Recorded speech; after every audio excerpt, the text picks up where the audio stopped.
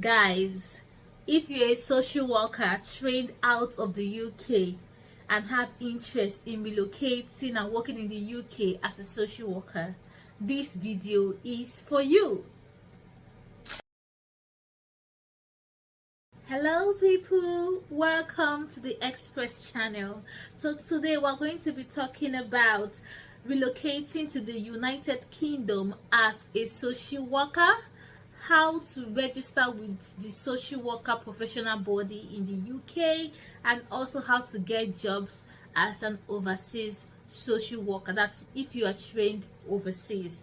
So if this video is what you're interested in, kindly stay tuned while we talk about this. Who is a social worker? A social worker is one that are actually interested in the social safety and health safety of people. They are ones that are always concerned with those that are less privileged, those that are, let's say, the elderly, children. They're interested in safeguarding, ensuring that people that go home are actually safe in the environment. So these are one of the numerous roles which social worker actually play in wherever country you're from. So to relocate to the UK as a social worker, what are the eligibilities? First on my list is you need to have qualified as an overseas social worker. So most of this information I'm going to be getting is from socialworkengland.uk. The link of this website is going to be dropped in the description, so you can kindly go there and review it just in case you don't understand any information, or probably you want to get more info in regards to how to start. Okay, whether you are trained in the EU or you are trained outside of the EU, you must be a social worker. So you go there, you see, for those who are trained in the EU, they have a pathway for you. For those who are trained outside of the EU, they also have a pathway for you. So this video is going to focus on those who are trained outside of the EU, because those trained in the EU, that's within the European countries, their pathway is kind of very straightforward and kind of similar to those trained in the UK on its own.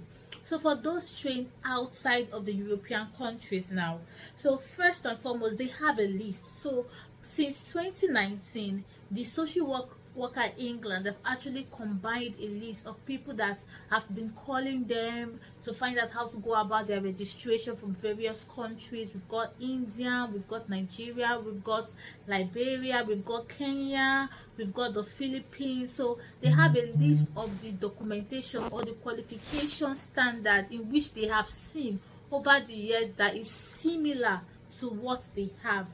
So like I said, the link is going to be dropped, so I would like you to go through the list and have a look and say, okay, what country am I from? Am I from India? They have the school you graduate from, they have like the local, like let's say for Indians now you must need like a bachelor's in social work. For Nigeria, I think you must have like a master's. Now you've actually gone through that list and your country is not there.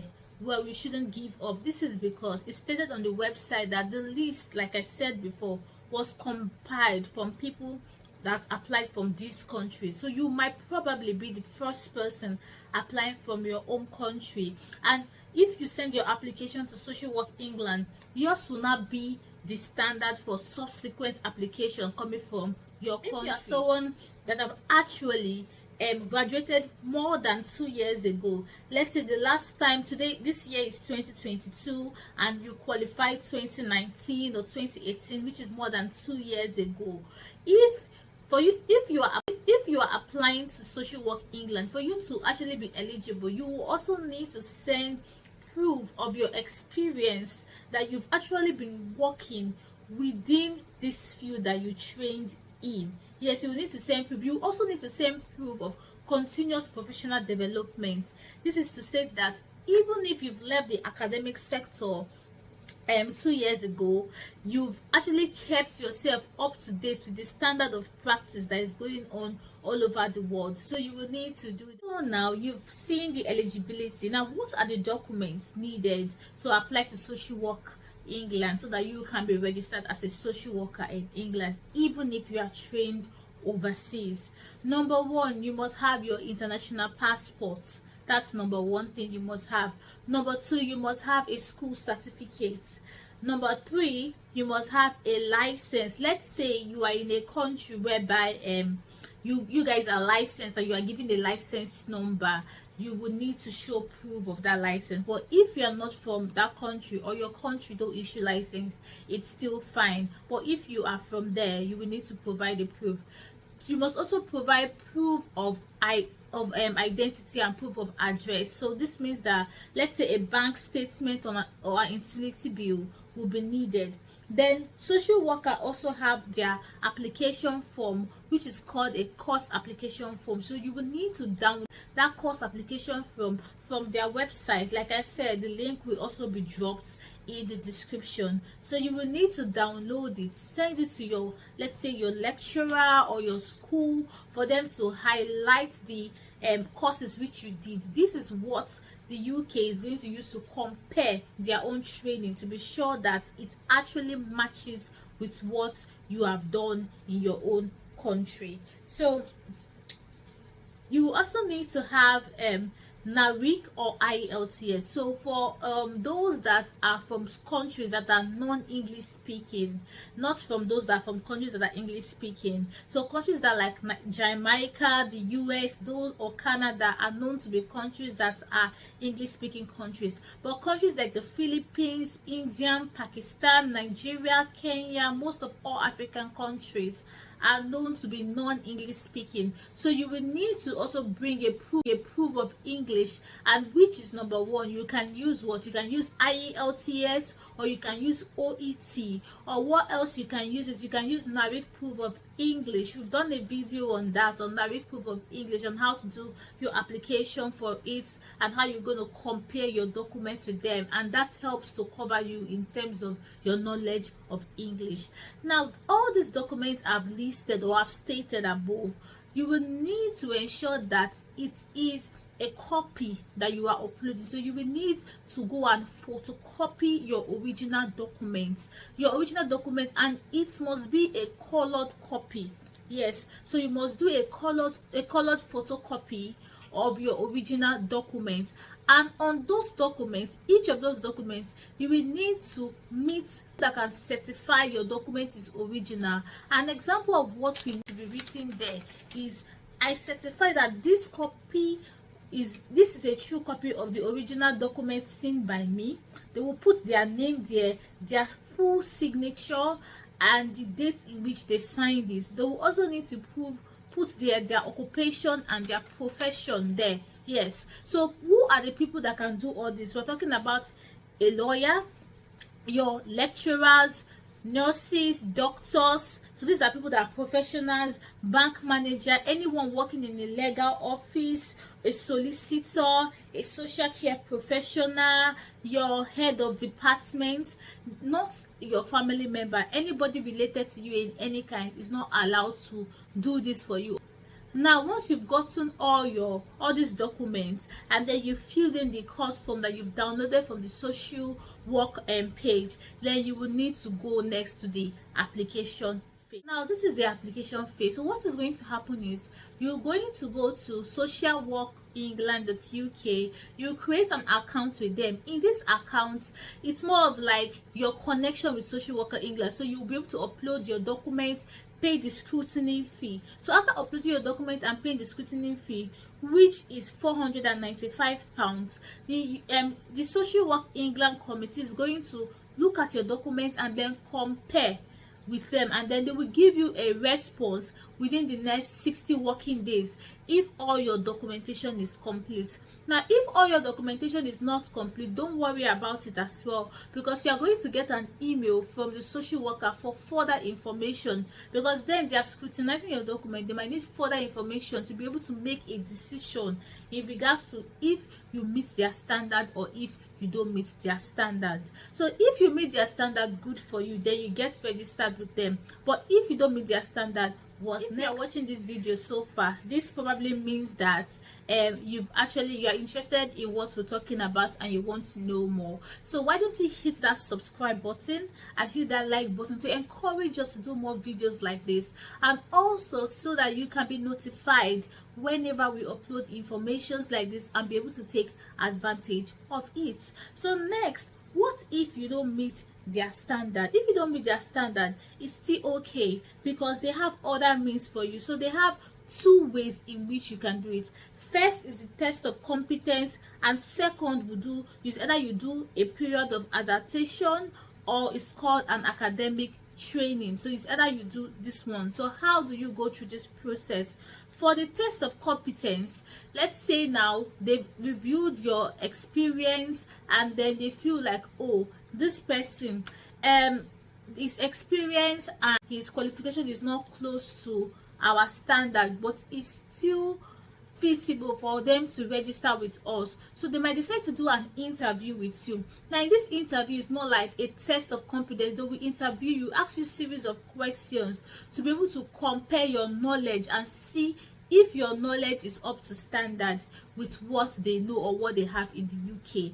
Now, if your knowledge is up to standard, you will get registered. If your knowledge is not up to standard, there is still hope for you. What will happen if your knowledge is not up to standard? What you can do is you can do a period of adaptation or an academic training. So I'm going to talk about this in various ways. So for the period of adaptation, it simply means that you will contact a local body in the UK, or you will contact a local hospital, or let's say an employer in the UK that are focused on social care and where social worker works. But mind you, they are not entitled to take you, neither is the Social Work of England sponsoring this for you. So you will need to contact various ones. Yes, you will need to contact various ones and probably go through agencies that can actually help you in contacting them, telling them that, okay, I want to do an adaptation program with you, and if they've actually given you the offer letter to come over to do the adaptation. Now these people must be people that can grant you COS. Now once you've actually gotten this offer letter from them that yes, you can come over to the UK and they've given you a COS, next is you will send a message to Social Work England with that offer letter stating that okay,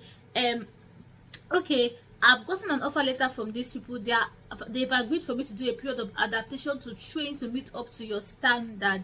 So can you send a supervisor? So the Social Worker England is going to send an assigned supervisor in that your location, who is going to come let's say once in a month or once in 3 months to review your practice and see if you are meeting up to the standard. Now if you are meeting up to the standard, happy for you, you'll be able to get through to and get registered with them. If you are not, they'll still keep coming to see and ensuring and giving you tips on how you can improve until you meet up to the standard. Now the drawback of this is that you will need to get a COS from companies, and to tell you the truth, getting COS, it's not the easiest thing ever to be done. Even people that are in the UK get it difficult to get COS job, let alone someone that is out of the UK. But that should not be discouraged. There's another way for you, or another way which you can do is to do what you do, academic study. Now you can apply to the UK, their universities, to go for a postgraduate course. It's just like a top-up program, or go for a master's. Now this is the most popular route many people actually use to come over and upgrade their studies. So it's more like you're coming through a student visa. And to tell you this, is social work in the UK is hot cake, and it's one of the professions in which many people really underestimate. They don't know how much and how rich that profession is. It's something that in the next couple of years to come, it cannot go down. So I'm encouraging you to go through this, to try and not to give up, even if throughout the other phases you've not been successful. Go through the academic routes, go top up your program to meet up to the standard of UK, and then within that process you're going to be able to register with them. So what happened next? Let's say you've got like you've got the registration. Well, once you've actually gotten the registration and you're successful, you have to pay their registration fee. So normally the social worker England, their calendar starts from December 1st to the next year November 30th. So depending on which month you register with them will depend on the fee. So if you register with them between December to February, that's within the start of their calendar year, their fee is £90. If it's March to May, their fee is £67.5. If it's between June to August, it's £45. And if it's between September to November, it's £22.50. Now you understand that this is because the more it's closer to the end of the year, it's the lesser the money is. This is because you are getting to the end of the year, and in social work England, their fee yearly. So yearly you have to pay yearly fee. So this means that even after you've done the registration while you are back home, and let's say you are applying for jobs and you haven't gotten jobs, mind you will still be paying the yearly fee for you to still stay as a registered member of the social work. Someone will say, okay, I've done all this now, how do I get it? Because the most important thing of coming to doing all this application is, after you're able to do the application, you should be able to get job. And how feasible is this job? For the sake of the length of this video, we're going to talk about this in our next video, so we would like you to stay tuned for part 2 of this video. Don't forget to like, subscribe to our channel, hit the notification bell, and also give us a thumbs up to encourage us to do more videos like this. Thank you for your time, and stay tuned for part 2 on how to get jobs as a social worker. Bye for now.